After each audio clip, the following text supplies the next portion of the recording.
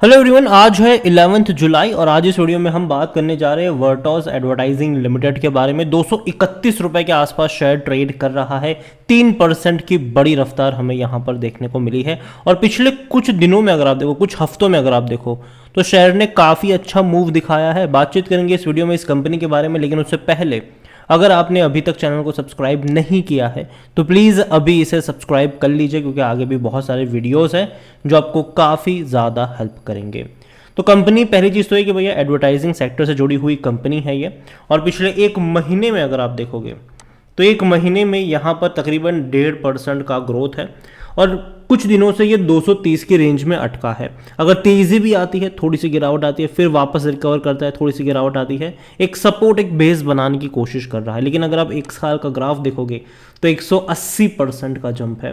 देखो यहाँ पर भी पहले ऐसा ही था, लंबे समय तक ये 80 रुपये की रेंज में अटका रहा, फिर एक बड़ी रफ्तार आई, 134 135 पे गया, वापस थोड़ा सा करेक्शन आया, 100 रुपये पर गया, फिर जो रफ्तार पकड़ी 250 पे चला गया। बहुत कम वक्त में बहुत बड़ी रफ्तार आई और उसके बाद अभी अगर आप देखो जनवरी से लेकर अब तक के 200 से 250 की रेंज में अटका है और स्पेसिफिकली 230 की रेंज में अभी पिछले कुछ दिनों से ये अटका हुआ नजर आ रहा है।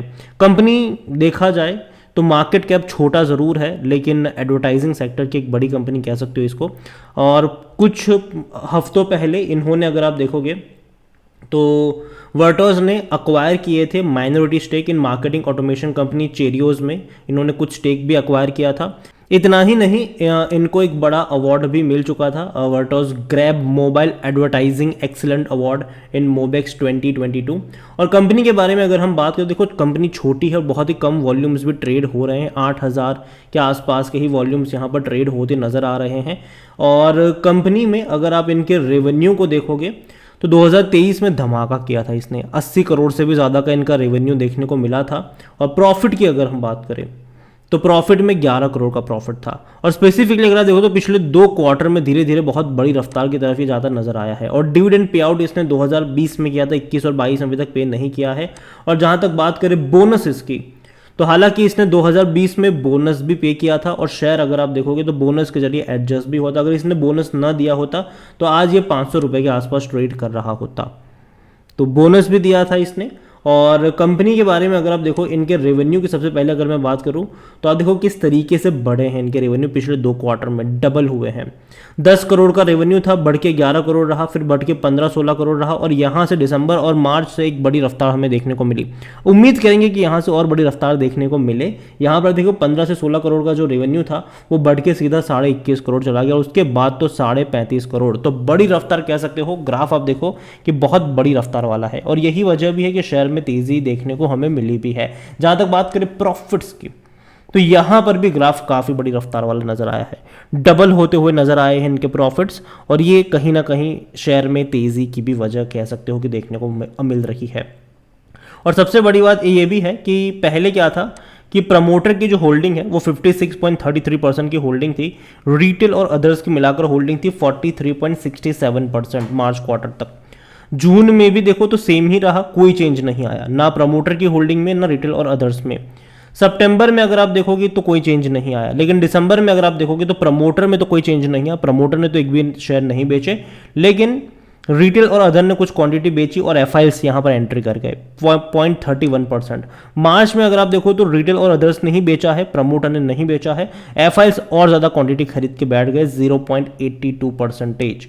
तो देखा जाए तो एफआईएल्स की क्वांटिटी है यहाँ पर, एफआईएल्स बड़ी क्वांटिटी लेकर बैठे हैं, मतलब धीरे धीरे ऐड करते हुए नजर आ रहे हैं। ओवरऑल मैं कहूँगा, देखो कंपनी का अगर आप ग्राफ देखोगे पिछले 5 साल का, तो हाँ एक बड़ी रफ्तार के बाद बड़ा करेक्शन भी आया था, फिर एक दोबारा बड़ी रफ्तार पकड़ती हुई नजर आई है। यहाँ पर मैं कहूँगा कि जिस लेवल पे बैठा है, कोशिश कर रहा है, अटेम्प्ट कर रहा है यहाँ पर एक सपोर्ट बनाने की 230 रुपये के आसपास। और जब तक एटलीस्ट जो 220 रुपये का जो एक सपोर्ट यहाँ पर इंटैक्ट है, मेरे हिसाब से अगर है तो बने रहना चाहिए। फ्रेश बाइंग की जहाँ तक बात है, मुझे ये थोड़ा सा वेट करना चाहिए यहाँ पर। और जब भी आपको 200 के करीब नजर आए, मौके शायद यहाँ पर बनते हुए नजर आ सकते हैं। अगेन मैं कह दूं, ये कोई इन्वेस्टमेंट एडवाइस नहीं है। जो ग्राफ यहाँ पर है, जहाँ पर सपोर्ट है, वो मैं यहाँ पर बात कर रहा हूँ, तो किसी भी तरीके से इसको इन्वेस्टमेंट एडवाइस ना माना जाए। कंपनी का मुझे लगता है कि हाँ कंपनी अच्छी है। अगर आप इनके बिजनेस की तरफ जाएंगे तो ये कंपनी की वेबसाइट है। अगर आप कंपनी की वेबसाइट पर जाओगे तो आपको पता चलेगा भैया सिंपल सी, अगर इनकी ऑफरिंग्स क्या है, इनका प्लेटफॉर्म्स भी अगर आप देखोगे तो कई सारे अचीवमेंट्स भी आपको यहाँ पर देखने को मिल जाएंगे। तो जाइए इनकी वेबसाइट भी अगर आप चाहें तो चेकआउट कर सकते हैं कि इनके पार्टनर्स कितने हैं। इतना ही नहीं, कंपनी के अफिलिएट्स कितने हैं, लाइव ऑफर्स कितना है, डेली कन्वर्जन्स कितना है। तो वो सारी सिंपल सी एडवर्टाइजमेंट कंपनी है ये। और साइट एंड एप्स की अगर हम बात करें तो नंबर्स काफ़ी बड़ा है, ये काफ़ी बड़ा नंबर है।